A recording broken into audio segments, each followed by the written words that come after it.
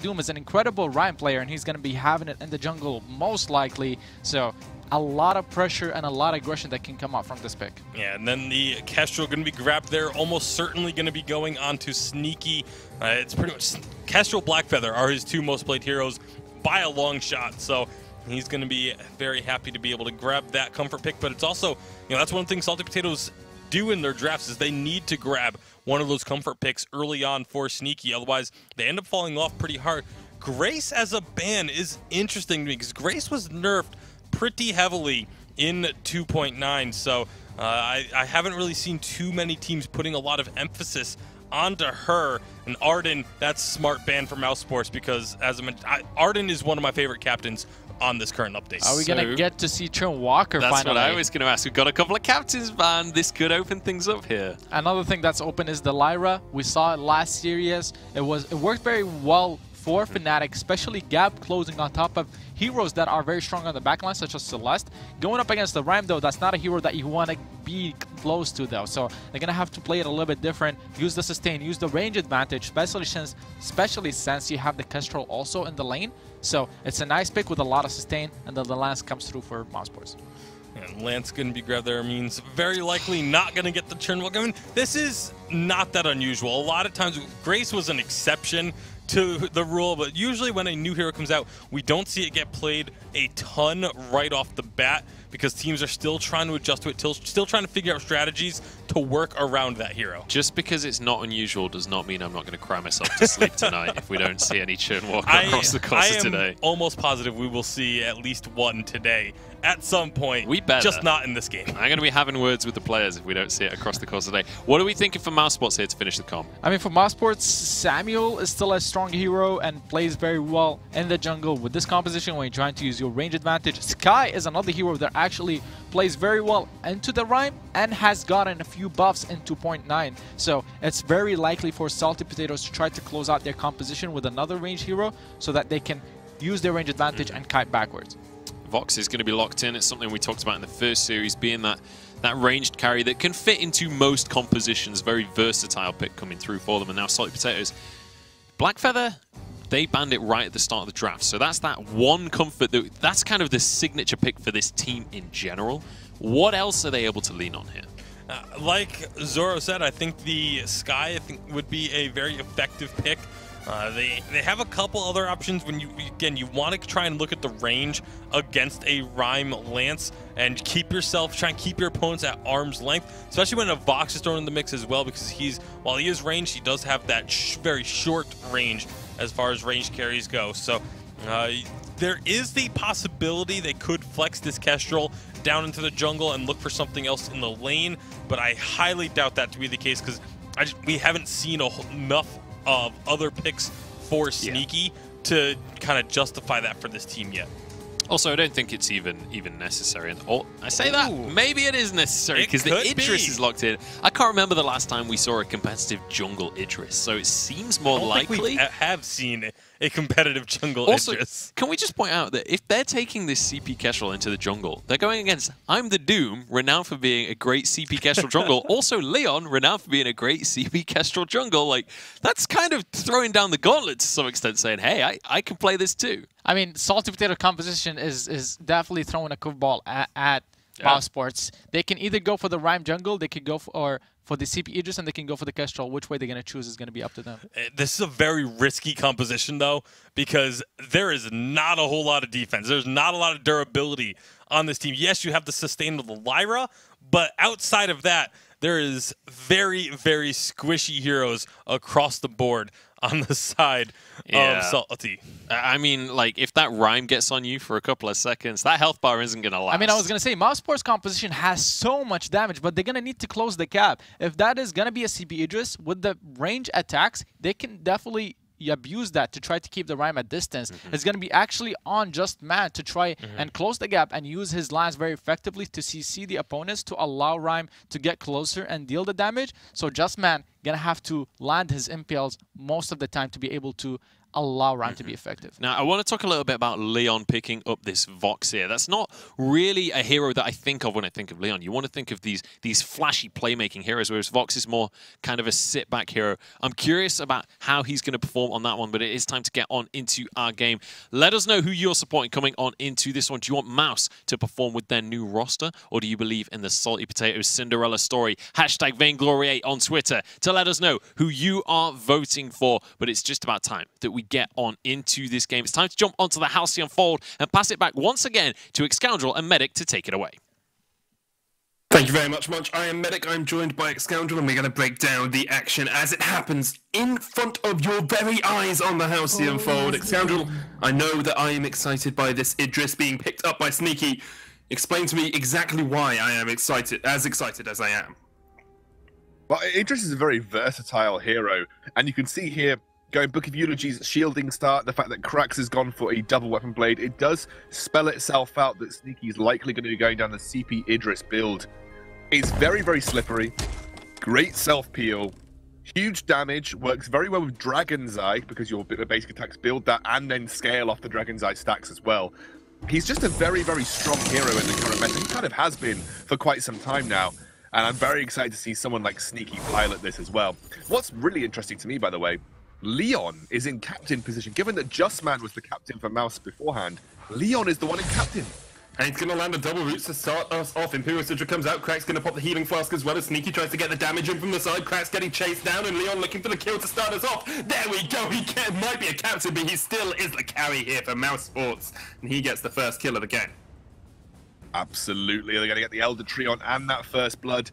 Leon, you know, he's kind of known as this mechanical god, and to play captain at the very high level, you need to be able to, you know, have great mechanics. It's all about crucible timing, it's all about fountain use, and when something like Lance, it's all skill shot based and the correct timing of your Githian Wall and Impale, so I couldn't think of a better hero to put Leon on. And plus the fact that, you know, Leon was kind of known for playing Lance jungle. I think he played it in a Saw Lance composition in Calamity Reborn's, I think it was their promotion tournament games, you know, their sort of their challenge battle games. They played a double weapon power with Saw for Eon, and I think Leon played weapon power Lance jungle. So it's a hero that he has got wealth of experience with, and it means just playing it in the captain position this time round for himself. And Justman, obviously, going into the carry position, which is something that he has done a little bit. I think when Physics played a single game for them or single series for them, Justman did play that carry position, so he's got a lot of experience in that role as well. Well, Mousesports are going to take down the Elder Treant to start them their jungle off as well. A 500 gold lead. They'll be pretty comfortable with that early on. Justman in that lane will just farm up the wave as it comes in. And I want to talk about win conditions for these two teams as well, Excoundrel. They talked about it a little bit on the desk, but I really want to break down how you think these two teams are going to fight off against each other and what the teams are waiting for before they can accelerate towards the win. So for Mousesports, I think a lot of it is going to be playing off this early mid-game pressure that they've got. They've got incredible lane pressure. They can set up ganks really well. And again, it's all about, you know, Leon finding these engages and using Iron the Doom to then capitalize on them. If this gets towards the late game, I think the mobility and the peeling of the Bright Bulwark is going to be maybe a little bit too much for this very sort of heavy melee-focused composition to actually find their way in. I think then on the flip side, you're looking at Salty Potatoes. It's all going to be about that ability to peel back from this Mousesports engage. I think they're going to be looking for an early War Treads, I think, because that mobility is going to be very important to them. I think the correct use and timing of Bright Bulwark, either to block an Impale or to block a Russian engage from Mousesports. And then it's getting this CP Idris and this weapon power Kestrel to the late game, which admittedly is going to be hard. Both of them are item-focused carries, Medic. Now, you can't have the best of both worlds. In the jungle, your gold income is limited. You're not going to get a huge amount of weapon power behind Cracks quickly, but Sneaky will be the one that will be getting a bit more gold behind him. So it's getting to the late game and then being able to peel effectively against Mouse is their win condition. At the moment, they're all up in that lane together, just trying to farm up the wave, push back against Justman, not being able to do it too effectively, and Mousesports are looking for a bit of a flank, but got caught out on a scout trap. We'll have to see exactly which team is able to take the imperative, the impetus in this game, and which team has to sit a little bit further back and rest on their laurels for the time being.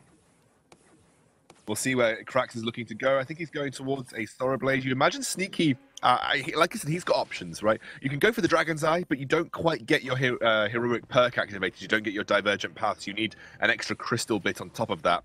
Or you could go straight up for the Shatterglass, which is kind of the standard CP Idris build. It has been for a couple of updates now. And with Frostburn being nerfed, it's absolutely not going to be a Frostburn. And there was a European contingency that like to build Frostburn on Idris, even though I think in this situation you could actually be valuable. It doesn't proc off his basic attacks anymore, only procs off his Chakram, so Frostburn on CP Idris is nigh but useless at this point in time. So it's going to be the Shatterglass, and actually going to be opening up with the Tension Bow for Krax, looking for a bit of burst damage.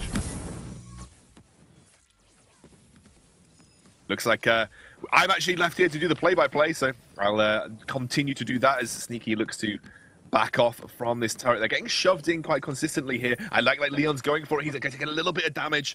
The silence comes out as a sort of a precautionary measure from I'm the Doom over in Just Man. And now Mouse are going to rotate out round. I think they took a little bit too much damage in that situation there and aren't going to be able to siege much further. SaltyPotatoes are going to respond nicely, though. They're going to shove that wave in. They're going to force Mouse to return to lane very quickly and take an advantage by getting a little bit of damage down. The heroic or divergent path has already opened up for Sneaky here, so he's got that ranged basic attack now. It's scaling up with that Shatterglass, does quite a bit of damage too.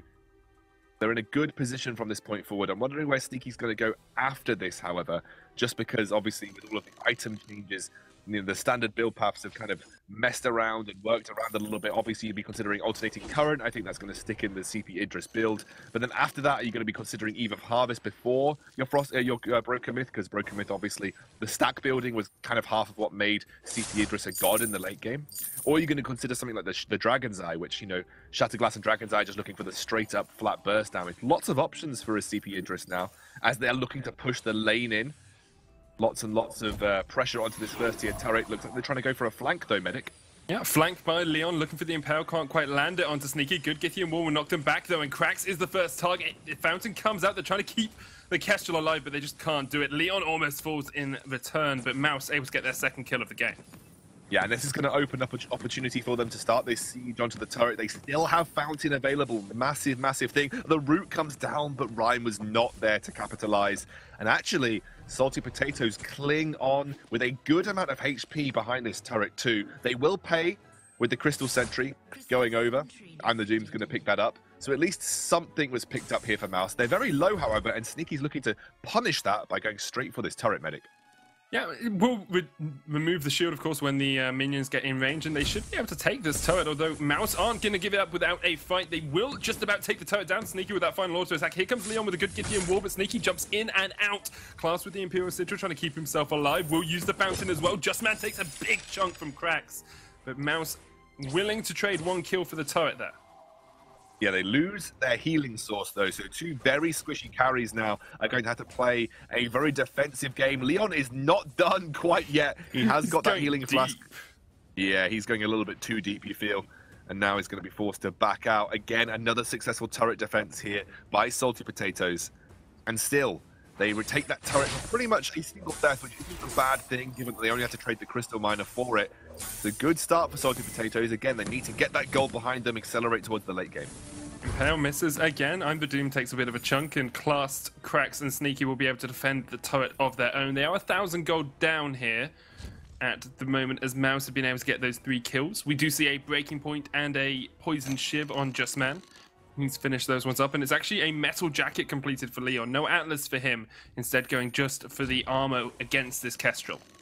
Yeah, you don't really need Atlas against Kestrel, realistically, because the majority of this barrage, especially with the Tension Bow build, is going to come primarily from the on-hit damage that the Glimmer Shot provides.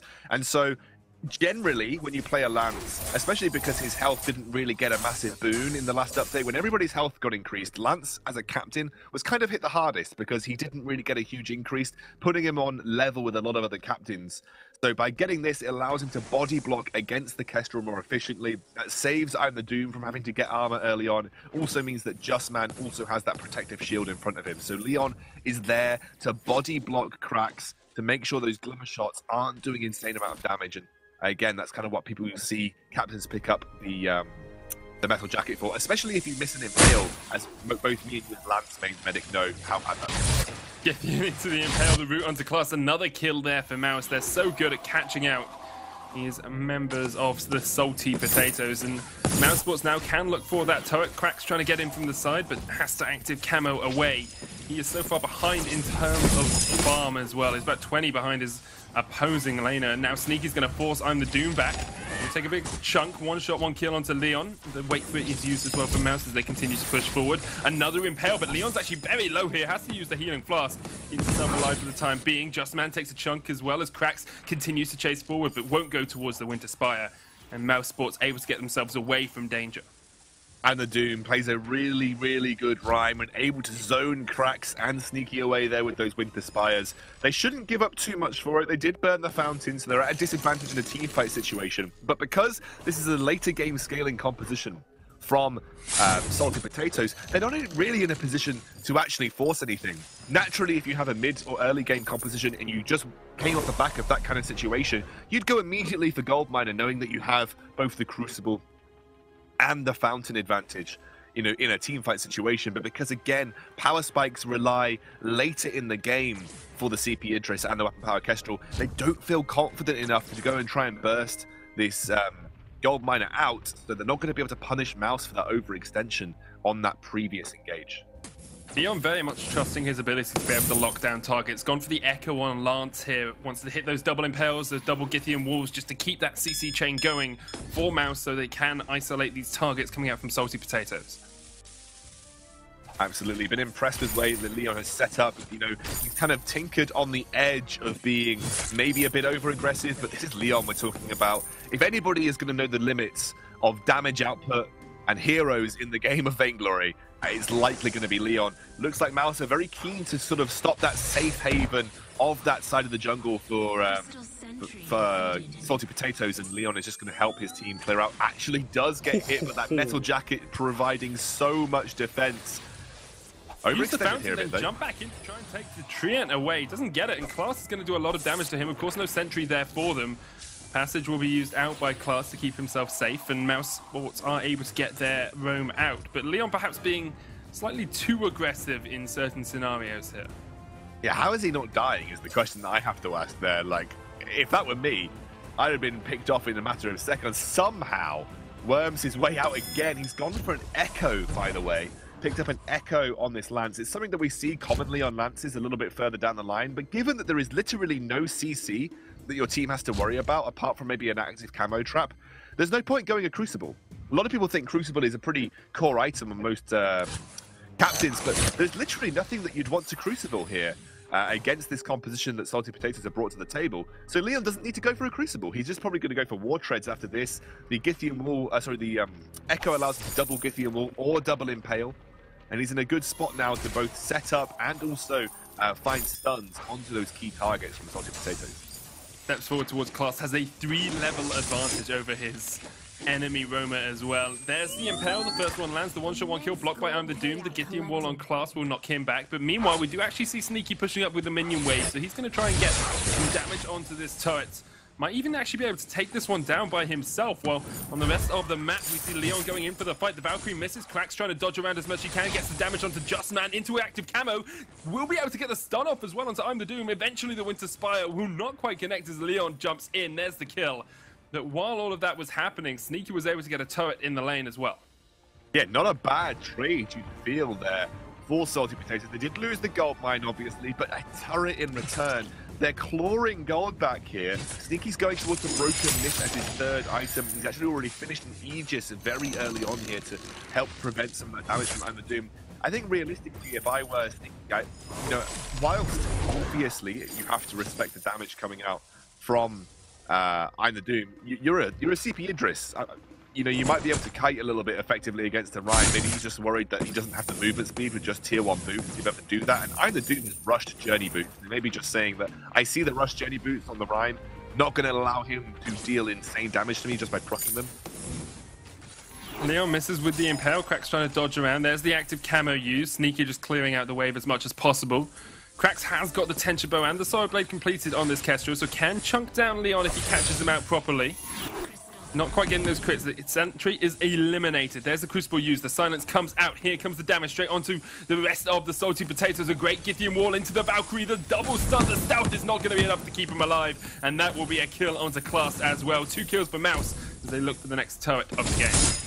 Yeah, really nice setup by Leon there. Double Githian wall coming through into the Valkyrie. It's a huge chain CC combo, and it's going to absolutely tear apart squishy carries like a Weapon Power Kestrel and a CP Idris, who traditionally don't really build much defense. And you can see Sneaky here has actually gone for an Aegis early on.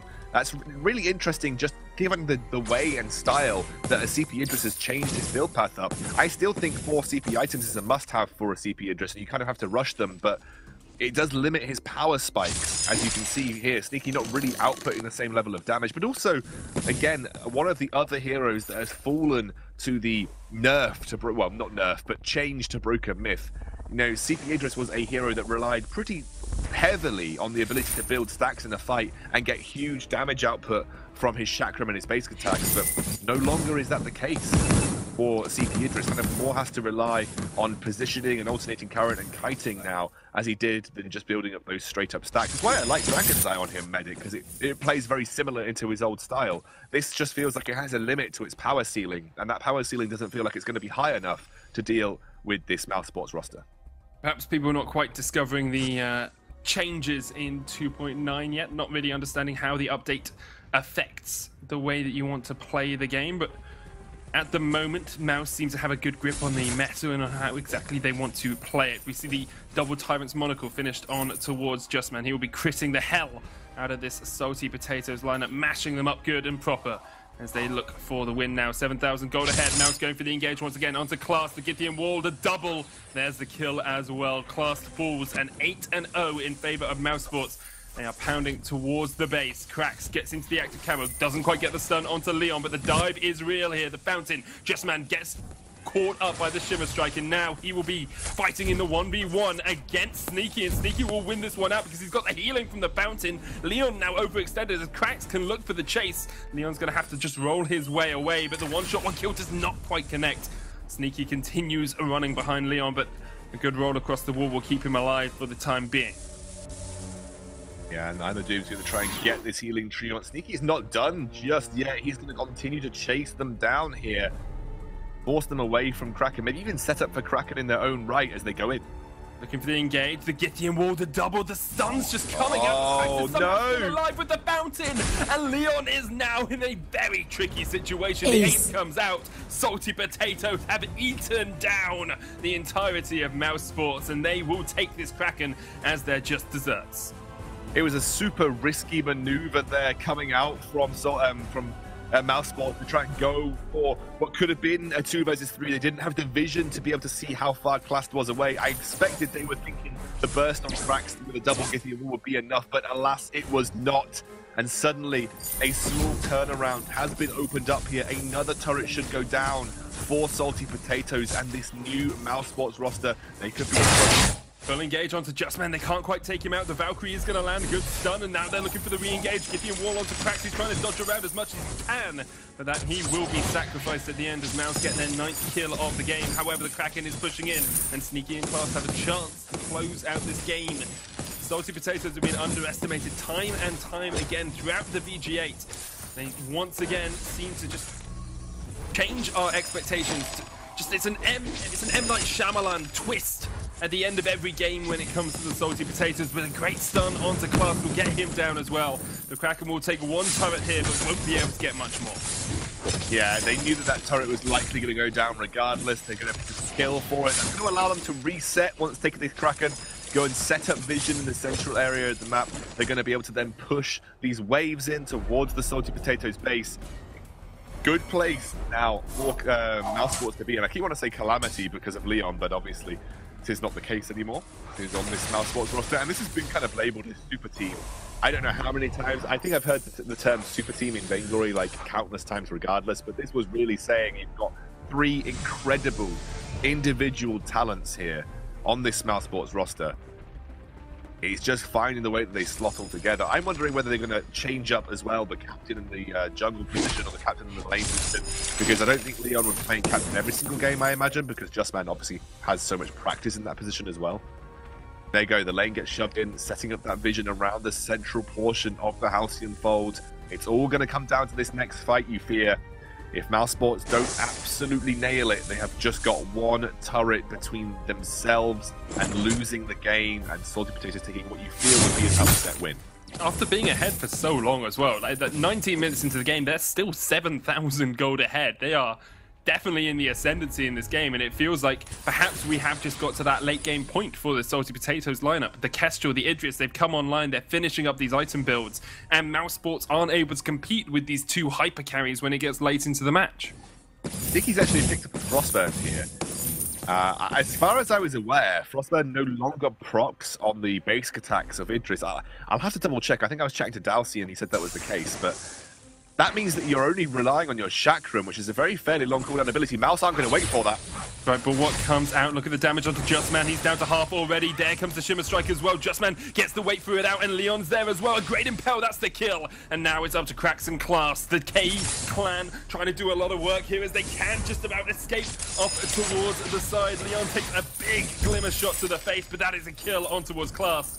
And now Mouse can push in with this final minion wave as well. They will be able to get this turret. Can they get the game, or will they turn their eyes towards the Kraken? I don't know, Suna. I think they're more likely to try and go for the end game here. Looks like they're going to push him. Difficult against a almost 4-item weapon power Kestrel. She's got the lucky strike in tow, working towards her final turret's monocle. They should be able to get Kraken for free, though, Medic. That they should. There will be an easy enough Kraken for them. 12 kills to 3 up now for Mousesports, as they are only... Well, they are. I was about to say they're only 8,000 gold ahead. That's a pretty monumental lead for them, and they can look to push in this final little bit. It's just them, 2 turrets, and a Vein Crystal to finish it up. They have the Broken Myth as well on I'm the Doom. This is a step above what Palmatoro is able to achieve, and it makes him very strong. Wait a second. Has Cracks just... No, he hasn't. Goodness me. I was about to say Craxon might be looking for the back door. He's definitely baited them in. It looks like they're going to try and go for an amazing end here. Yeah, Leon with the Githrin wall. The chase down on towards Class as well. Sneaky just doing what he can to Shimmer Strike in, but he has to just try and dodge away. They're looking for the end as well, though, as Cracks goes for the backdoor. I'm the Doom is there, but the stealth from the active camo, he can't quite take down the turret. Oh, no. That's the kill. And now it's all on Class, just backs in the midst of Mouse. And Mousesports will say, thank you very much. We'll take the win. We'll take the kills, and we'll take your crystal as well. It was a valiant attempt. I liked the idea. I think they believed that there was no way they were going out to be able to defend this Kraken against that onslaught from Mousesports, but you're just going up against the double turret's monocle breaking point, which is a great build. I love seeing it come back for Vox here. You're going up against the double turret's monocle Vox. You're not going to survive very long on that, especially, you know, Sneaky with literally 0 armor items on board. And Mousesports, I think, deserved winners in this game. They had the advantage early on. It was a good defense from Cracks and on the SaltyPotatoes lineup, but Mousesports, you feel the deserved winners. Medic. Yeah, that is the crystal. Great play there from Mousesports to actually close it out at the end. Leon just securing himself his 5th kill of the game, so everyone ends at 5-1. Great play from Mousesports across the board. Have to look at them probably facing a 2-0 unless SaltyPotatoes bring something big out in the next game. Absolutely, I think tough